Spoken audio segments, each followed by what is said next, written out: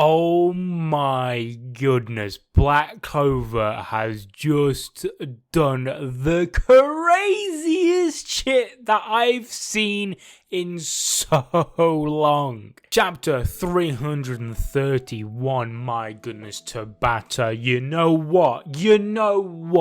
I've got to give you credit this time. Jesus. Hey, what's going on, everyone? My name is Harrison. Now, you're probably all aware about what just happened recently in Black Clover. The plot twist with Julius, or should I say Lucius, is pretty damn crazy. Even non-Black Clover fans know about this now. It was trending everywhere. And if for whatever reason you don't know what happened in the recent chapter of Black Clover, then let me just fill you in. And obviously, spoilers.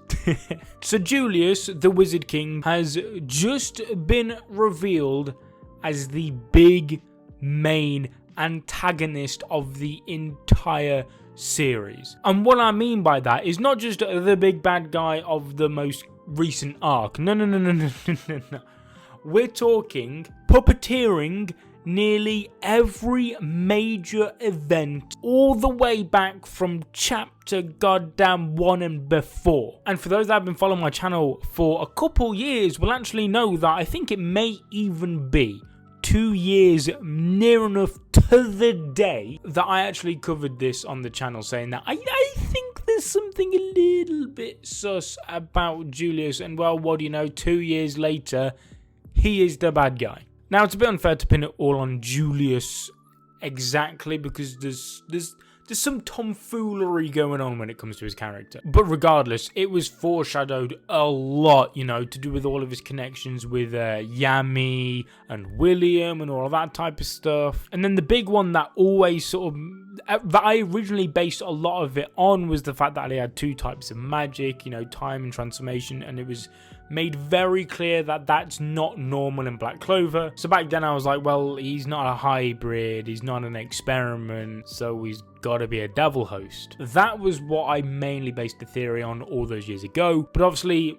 as the Spade Kingdom arc went further on and on and on, so many more little hints were dropped. And in fact, I think we're going to do a video on the ABD channel at some point, just detailing all the foreshadowings, because honestly, Tabata, just chef's kiss. It was fantastic. And honestly, although I've not been a major fan of the Spade arc now for a while, especially and most notably Lucifero as a character, I think I still think he's really boring. He's one of, if not my most disliked main antagonist of any recent shonen. That my opinion on him still stands. However, this chapter was that good that it sent me back a few years. I feel like Elf Arc me, and trust me, Elf Arc me was a very hyped individual. And now, of course, Tabata's going on this 3-month hiatus to get a rest, which he deserves. And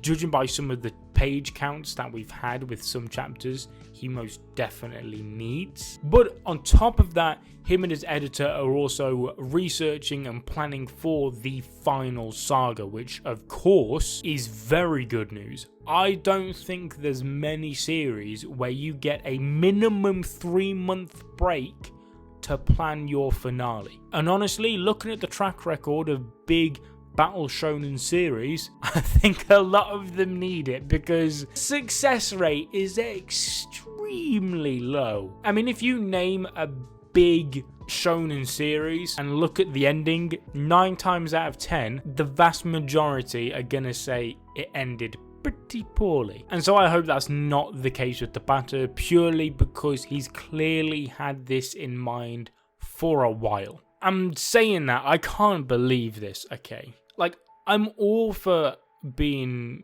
critical, okay? Especially if you're a fan of something. Like I said, us on the ABD channel, we've been very critical about Black Clover, okay? I know.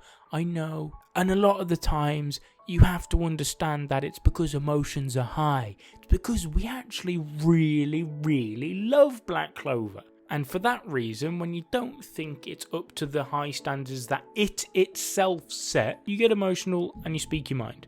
Like I said, I still stand by the fact that I think Lucifero was trash. But the fact that people are calling this plot twist bad because it was predictable is crazy to me. For example, like I said, I made a video on this like 2 years ago. There's been other YouTubers that have made videos on Julius being evil. Just because someone had theories way back doesn't mean a plot twist was predictable. What it actually means is that it was good. It means that there's proof. It means that it was foreshadowed. I can't believe, like, I'm having to say that people are criticizing this as predictable, meaning it was bad. Like, it was just genuinely good foreshadowing. And Black Clover is like the only series I know that is getting clowned for foreshadowing a major reveal.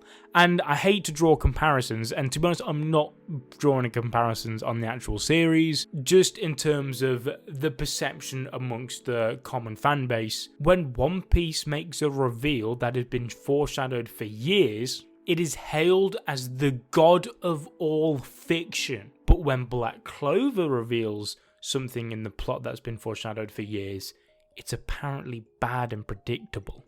You see, there's something not adding up there. However, what is exciting is that when Tabata does return, like we said, it is the final arc. And when we say final arc, a lot of people are thinking, what? Final arc already? There's so much more to explore. You have to remember that arcs in Black Clover are long.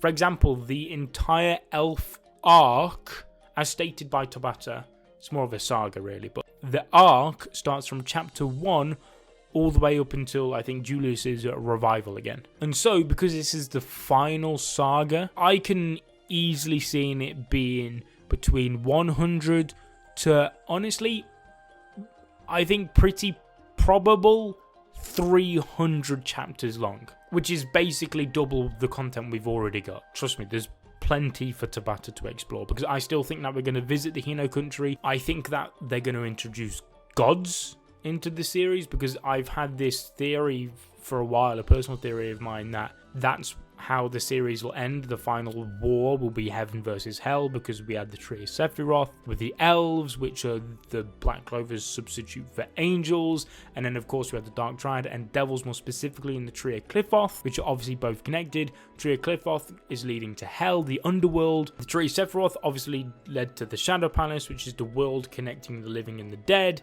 And so I presume from passing on from there, you have heaven. And we have had a few hints of gods in the world of Black Clover. So I do think that this final arc will have heaven v hell. And it wouldn't surprise me if the Tree of Sephiroth was reopened again, this time without any interruption, and used for good to reach gods. Because obviously, in demonology and everything, devils, they're fallen angels, and you know, we've obviously got Beelzebub and Astaroth and whatever happens with Lucifero. So presumably all these devils are fallen angels or whatever, something similar in Black Clover. So I imagine we are going to go down that route to some extent, but we're probably going to talk about this a little bit more on obviously ABD at some point. Like I said, we've got loads of videos planned. Like this chapter, there's so many different talking points that it could go on for hours, honestly. And of course, we're going to go into more detail actually on the channel with our actual review, which you can obviously check out. I'm not going to just repeat myself on this channel as well. However, I just couldn't sit still, okay? And ever since the leaks dropped for this reveal, I was smiling, beaming smile on my face all day. I was like a baby. I was so excited, and so I just had to make this video. Let me know in the comment section down below, what do you think of this crazy twist of Black Clover? Leave a like, subscribe if you're not already, and bye bye.